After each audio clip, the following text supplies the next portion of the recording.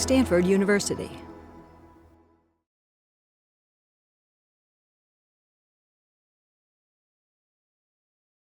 Happiness is miserable.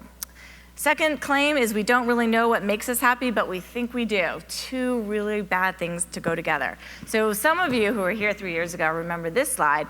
This slide is work by based on research by Danny Kahneman, Tim Wilson, Dan Gilbert, and others.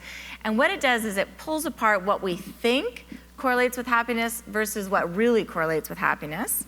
And it's also anchored by things that are more glamorous versus mundane. So the way to read this chart is, on this left side, it matters less than you think. So most people think that intelligence or beauty or youth actually correlates with happiness, but it does far less than people think. And again, this makes sense, right? So you get your undergrad, and you're so happy for 3 days. And then you want your graduate degree.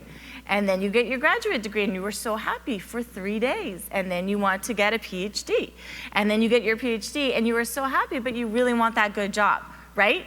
And so it keeps going on and on until you're in the left tail of that bell curve, way over here, until you've got a totally distorted perspective of where you are and what it takes to get happy.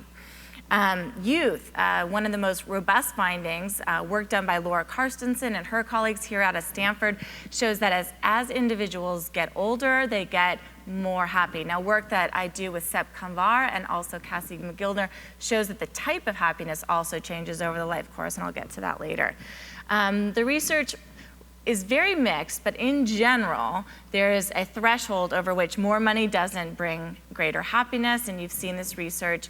Some people say it's $40,000 a year. In California, it's $100,000, so y'all have much more to go, or move out of the state, either one. But there's thresholds, and again, there's a decreasing return on that incremental dollar. But the thing I wanted to focus on here today is that right-hand quadrant in the mundane matters more than you think space.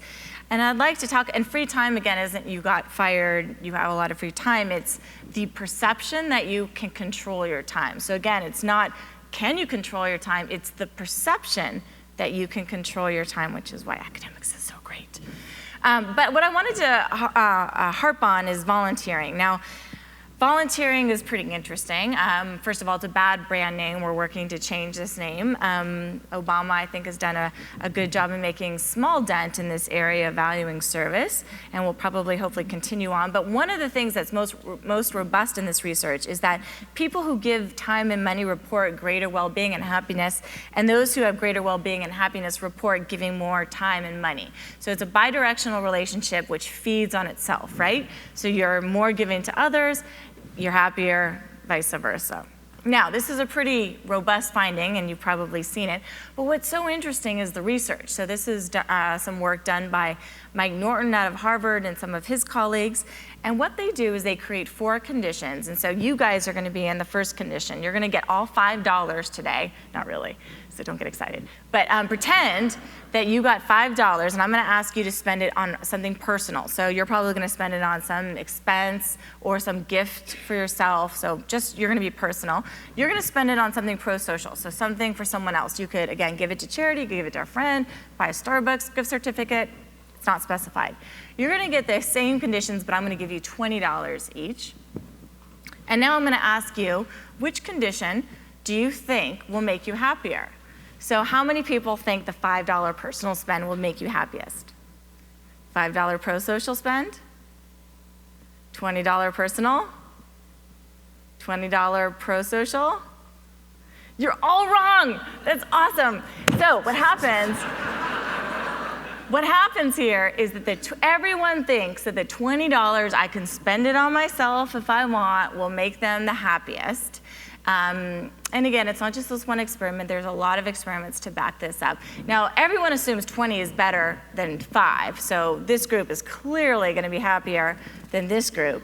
And they do think that the personal spend is going to make them happier than the pro-social spend when I'm forcing you to spend it on someone else. Now these researchers do another study, and what they do is they create 4 conditions, and now they actually give you $5, $5, 20, 20, and then they say the next day, how happy are you?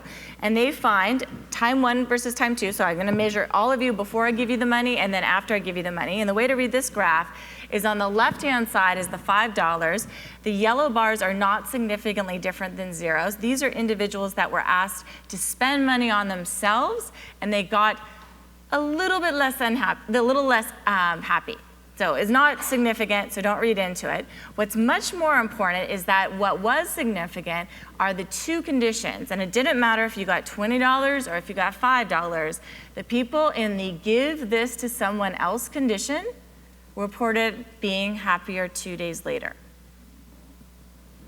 And again, this is the same subject pool that came, not the same people, but the same subject pool that came and just in the prior experiment said that that's not what would actually make me happy. And there's a lot of empirical evidence to suggest that what we think brings us happiness does not in fact. For more, please visit us at stanford.edu.